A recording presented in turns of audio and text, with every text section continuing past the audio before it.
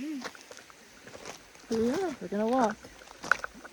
So, maybe I'm walking with the selfie stick. So we're in the jungle right now, and we just went to the river spot. Me and Barry. Barry's over there. Barry. And I'm just gonna practice walking with this selfie stick and hope that it doesn't fall into the river. Right, Barry?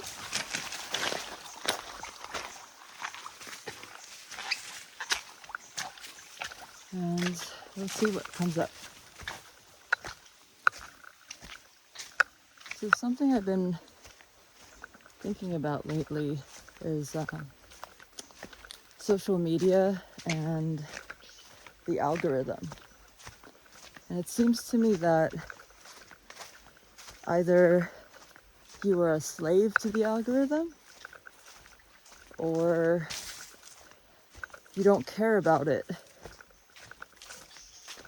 And it seems like there's several different camps of people. There are people who care about getting a lot of followers and growing their numbers and getting a lot of views. But then there are people who, like me, only care about my 1,000 true fans, as they say. So, the bamboo caught my hair. So I've been thinking about all these strategies on posting and when to post and what your hook should be. All these things I feel don't actually matter. What really matters is putting the beacon out. Is just putting your signal out there. And it doesn't have to look any certain way. I think that's the problem that people are falling into, is that people are trying to make their content super polished. Almost like, you're creating to impress people. And I think, like cinematic films, there are definitely forms of entertainment that are created to entertain people. But when it comes to content creation on a personal level, I feel like, it makes more sense to put out something that feels more authentic to you than to sugarcoat it and cut it up and dilute it to appease the algorithm. And what is the algorithm anyway? There's these programmers created the algorithm, and I suppose it's based off of like the habits or the habitual patterns of the masses and how most people use social media, or what the trends are. But if you fall outside of that, if, for example, I fall outside of the norm, I'm an outlier in society in general. I literally am an outlier. I'm living outside of society by choice. Then I don't think these things apply to me. See, I hear some voices. I don't know where my dog went. See, there? Actually, I've never been this way. Bear. Where is he? There he is. Okay. Anyway, that was my little bit. Okay, and maybe I should put this away because the river over here is kind of crazy. You gotta pay attention when you cross the river. I don't want to lose my phone. Alright, so there are also two guys over there, and I felt like I kind of had to hustle. You just never know, with people and things, especially when you're a woman alone traveling through the jungle. But oh, I'm gonna take my shoes off. Okay. All right. Okay, so yeah, we're talking about the algorithm. Yeah, who programs the algorithm anyway? And I don't really. Well, the reason why I don't think it's smart to play to the algorithm is because it is feeding off of you. It is literally a parasitic entity that is harvesting your time and your energy and your attention. And it wants you to be addicted. It wants to hold your dopamine captive, your dopamine centers. And oh, this thing is like making sounds. Yeah, the whole point of it and why social media was created is to hold your attention and to siphon and collect your energy and your focus. So my recent realization is that in creating content, I don't want to create content that is stealing anyone's attention or draining anyone. I would like to create content that replenishes people and makes them feel good and makes them feel inspired. And I don't really care if I only have, a couple thousand followers. That's not the point for me. The point is getting my signal out there, getting my voice out there, no matter what, no matter how much the algorithm, despises me or is disappointed by my lack of servitude for it. So I refuse to serve the algorithm. And I think in the future, there will be a movement and there will be more and more people who reject the algorithm and then we create a new way. We create a new field, a new pattern recognition system, where we start recognizing each other for our, authenticity and for our creativity and imagination, instead of waiting for a computer or an AI system to recognize us.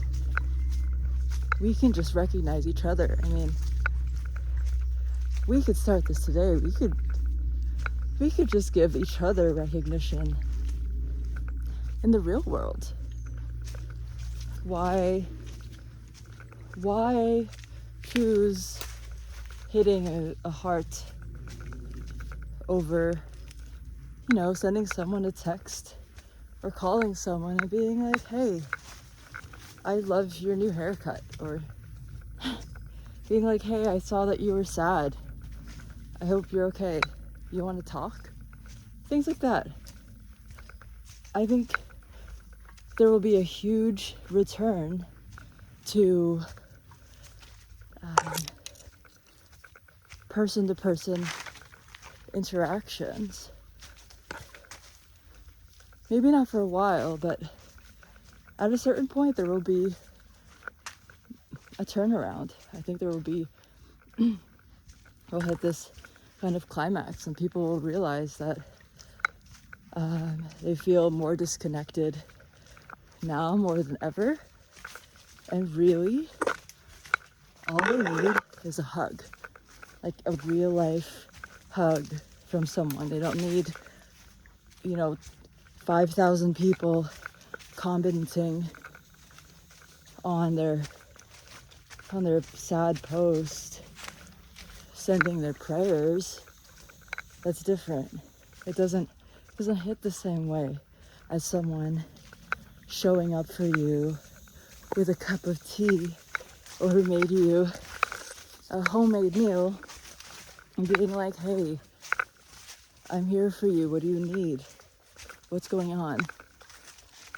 So those are my thoughts. And I'm actually really enjoying this long form stuff. It's like, I know that I'm not going to be editing it, so there might be times where I'm stumbling over my words or I sound kind of silly. And also I'm being bitten by mosquitoes. Oh my gosh. But I kind of like this walking and talking thing. It's because I am an external thinker. I'm an extroverted thinker. So yeah, it really works. I guess at first I was kind of worried about how it would look, but I'm actually kind of enjoying this whole, because you guys can get you can see where I'm at too, which is cool. You can see where I'm journeying through. So anyways, this is super nice. This morning I woke up and decided to go for a walk. So actually I was curious, this walk to the river and back, I was curious how many steps it is. Which I'll find out when I get to my motorbike. It'd be cool if, I don't think it's 10,000 steps, but could be maybe even half of that would be really nice.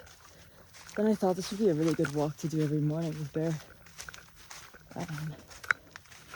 First thing, I'm really excited that I got a full night's rest and woke up at an early time. The energies have been really off lately. I know that a lot of you have been feeling that as well, because of all these retrogrades, and I don't know, I think there's just a lot of tension building in the world right now. Or at least the steam valve is being released very slowly, and the fissures in society are starting to crack open and widen, and we can't ignore anymore the chasms and the gaps. Speaking of, you see that? There's literal chasm in the ground. There's some cow poop. This part. I actually put my shoes on for this part because it gets kind of rocky. But,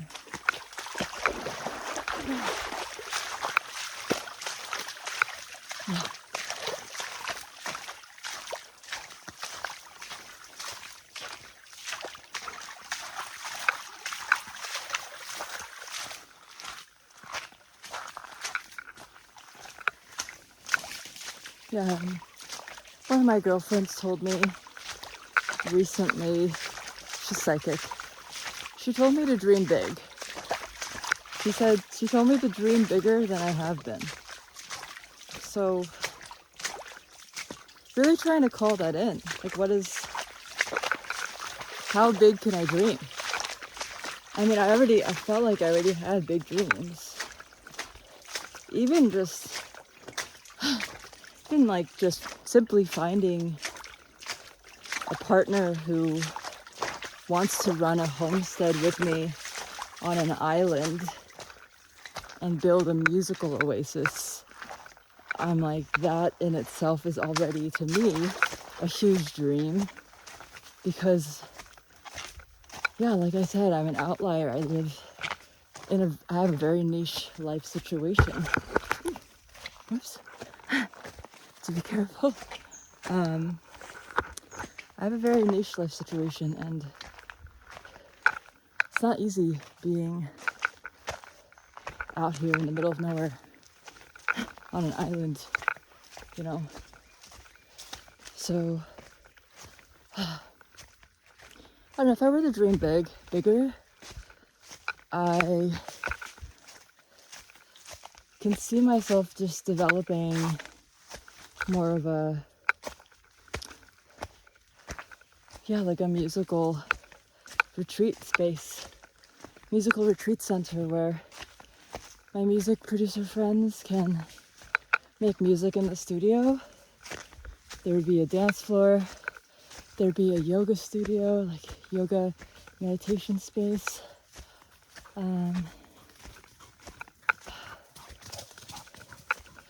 There'd be a cafe and restaurant where we serve all the healthy fermented foods and salads and everything from the garden. And we could even put on some festivals, small festivals.